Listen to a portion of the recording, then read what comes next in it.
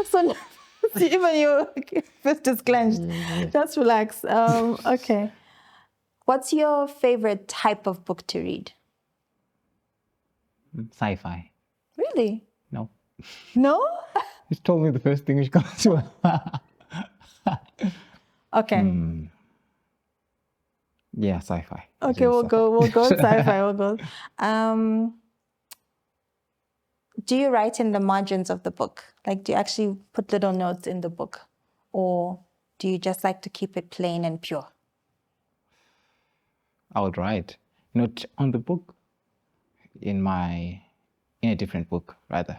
Okay. I would reflect on a chapter, or maybe the whole book itself, but sometimes that's just me logged into the book to an extent that I realize me looking for a pen or maybe writing down, because yes, it's there, the pen, but if I start writing down, maybe I might lose track of which galaxy by there was it, or maybe the color in which I'm there in the book now, wondering which galaxies, which the swords, when I'm like, the swords. Okay. So you'd rather just write it all down in a notebook. Okay. Hardback or paperback? Hard. Why? There's this feel when you walk into a room with a hard feel, that it looks authentic. Okay. It doesn't look like everyone else has printed it everywhere. Oh, okay. Yes, so. What's a book that you would read if you were feeling down? I have lines. I have poetry rather, which I don't go straight to a book. Maybe I reflect to the points which I would have written, especially when they would have appealed to my emotions. Okay. I usually go to the Invictus by William Handley. Okay, that's a good one though. That's a very good one. It's very motivating. If you could come up with the name of your own autobiography, what would it be called? The Black Future. The Black Future. Why am I not surprised? Should you be? Unpredictable. Okay. What would your first book be about? Loss. Loss. Loss is the new gay.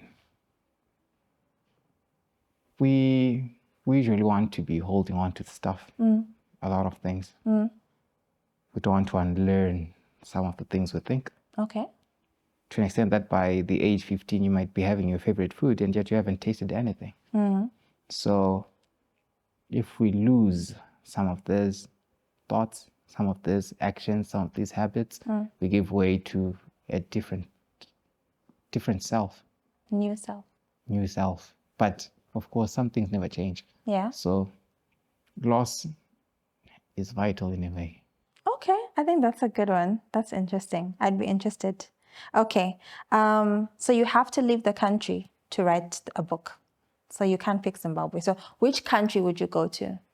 The fun part is I've never gone outside Zimbabwe. Okay. But I have colored things to these countries and I wouldn't even choose a busy city life. I'd go for Hawaii.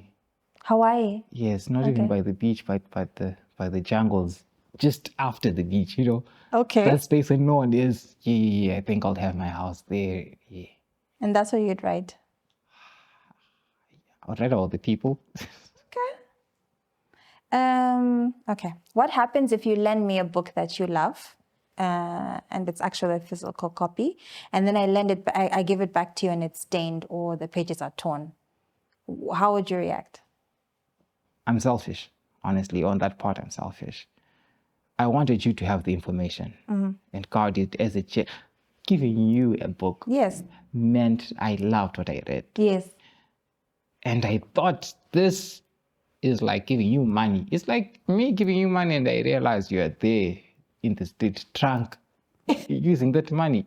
Right. It's okay. I won't judge, but yeah, it was out of love that I gave you a book. Did you read it? Of course it's tainted and did you read it?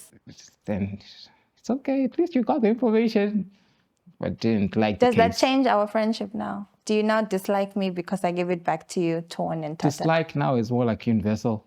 I think there are a lot of things you have to do so that I dislike you eventually.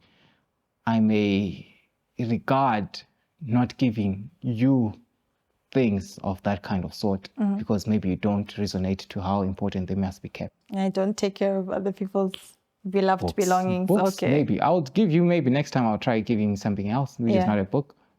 Right? Of course, if you try as much as you can to be on your phone, then maybe this wasn't time to talk. Okay. So next time, there are a lot of things I can give.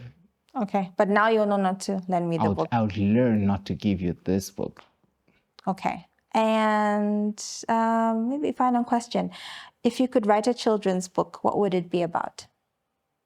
If I would write a children's book, it would be about freedom, imagination, and adventure.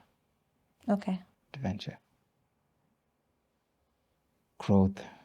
Yeah, freedom with growth. Imagination. Not every imagination is worth to be a reality. Okay. And with growth too, you realize what you perceive. When we tell ourselves, think big, start small, it's because you have an imagination. And to have an imagination, you should have visualization of what you want. You would want to be successful, but you don't even know what kind of car you want. Yeah. Then that's just a thought. Okay. With visualization now in my world, I think it's when you have imagination. All right. Which resonates with what you want. So if you're a child. So in the children's book, you'd be trying to describe how to visualize stuff, how to go for stuff. Kids at least being okay with that, the visualizations, not trying to tone down their way of thinking. They should think as big as possible. As big as possible. Okay. But at the same time, with growth, they have to know as they are thinking, usually what they think is what they would perceive. Okay. Not only thinking, so they have to be mindful of the information that comes to them. Yeah. Because with imagination, the moment imagination has something bizarre, a few years down the line, that's you. So there's going to be an element of discipline in the thinking, and for them not to go too crazy. Yes. Okay. All right. Fair enough. Okay. So see, the questions were fine. We're done? They weren't bad. We're done with this segment.